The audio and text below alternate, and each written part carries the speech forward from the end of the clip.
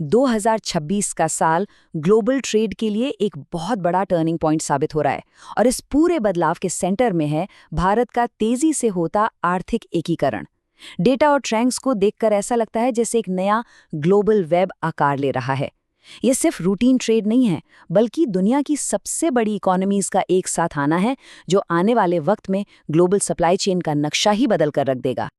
अब यहाँ एक दिलचस्प सवाल उठता है, अमेरिका, ऑस्ट्रेलिया, जर्मनी, नीदरलैंड्स और यूएई, इन सब में 2026 की शुरुआत में क्या कॉमन है? अगर कूटनीतिक और आर्थिक गतिविधियों के वॉल्यूम पर नजर डालें तो पता चलता है कि ये बिल्कुल अलग अलग और विविध क्षेत्र अब एक ही धुरी से जुड़ रहे हैं। अलग अलग महाद्वीपों के ये देश एक साथ गहरे रणनीतिक संबंध बना रहे हैं।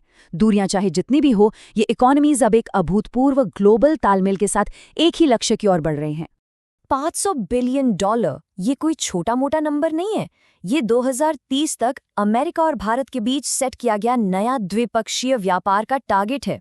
अगर पिछले कुछ सालों के डेटा से इसकी तुलना करें तो ये वाकई एक बहुत बड़ी छलांग है। ये सिर्फ एक टारगेट नहीं है, बल्कि इस जटिल ग्लोबल पजल का एक ऐसा हिस्सा है जो साफ दिखाता है कि सप्लाई चेन्स कितनी आक्रामकता से रीस्ट्रक्चर हो रही हैं। तो इन अलग अलग जियोपॉलिटिकल इवेंट्स को एक साथ समझने के लिए हम इस पूरे डेटा को ग्रोथ के 4 रणनीतिक पिलर्स में बांटेंगे। पहला, टैरिफ में कटौती करके व्यापार को बढ़ावा देना। दूसरा, ग्रीन एनर्जी ट्रांजिशन।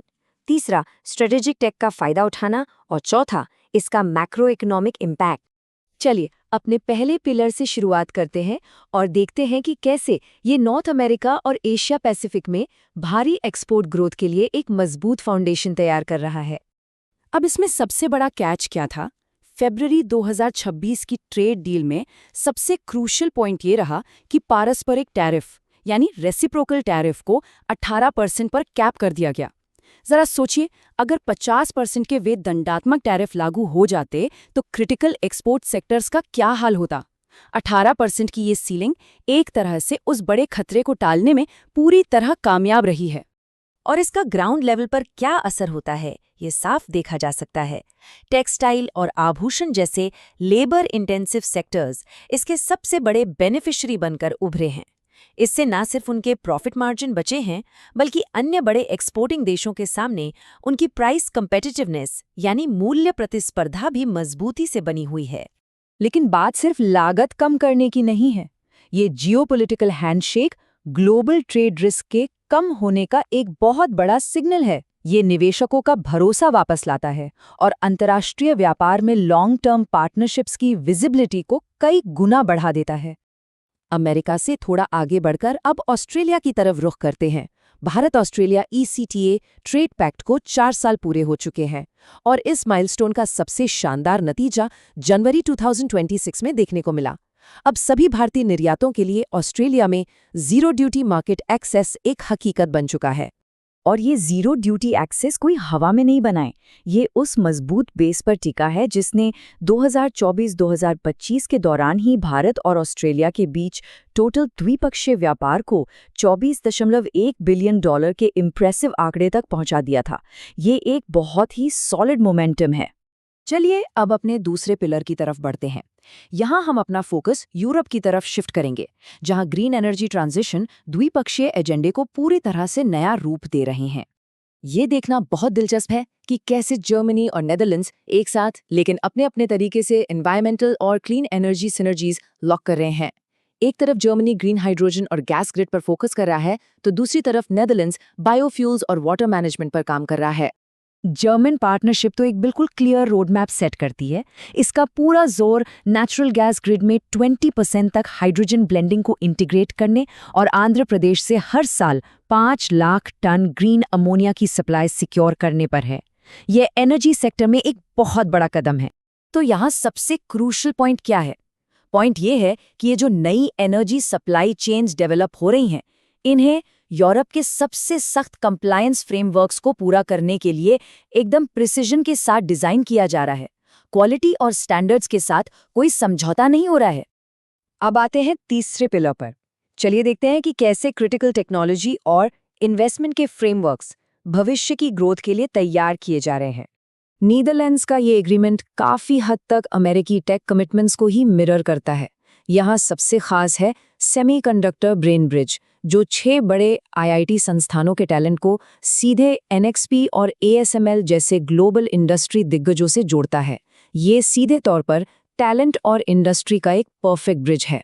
इसके साथ ही ये फैक्चुअल तौर पर नोट करना भी ज़रूरी है कि ये डच पार्टनरशिप सिर्फ टेक तक ही सीमित नहीं है। इसमें अंतर्राष्ट्रीय नियामक मानकों यानी FATF स्टैंडर्ड्स को बनाए रखने और आतंकवाद से निपटने के लिए एक व्यापक सुरक्षा सहयोग भी शामिल है, जिसमें पहलगाम हमले जैसी घटनाओं की कड़ी निंदा की गई है। और इसी बीच मई 2026 में यूएई ने 7 प्रमुख समझौतों में $5 बिलियन के कमिटमेंट के साथ इस टेक और कैपिटल पिलर को और भी आक्रामक रूप से मजबूत कर दिया। इसका सीधा असर $101 बिलियन के ट्रेड फ्लो को गति देने में देखा जा रहा है।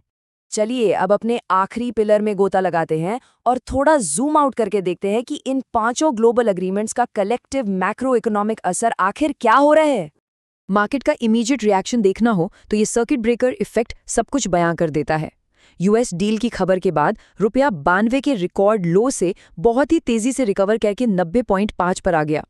ये दिखाता है कि इन समझौतों से मार्केट्स में कितनी तेजी से स्टेबिलिटी आती है। जाहिर है इन ओवरलैपिंग डील्स के लिए कुछ बड़े जियोपॉलिटिकल एडजस्टमेंट्स भी करने पड़ते हैं, जैसे कि रूसी कच्चे तेल की खरीद पर रोक लगाना। लेकिन अल्टीमेटली $100 बिलियन की अमेरिकी कमिटमेंट्स के साथ ये कदम करंट अकाउंट डेफिसिट को कम करने और ओवरऑल एग्रीगेट डिमांड को बूस्ट करने का काम मजबूती से कर रहे हैं।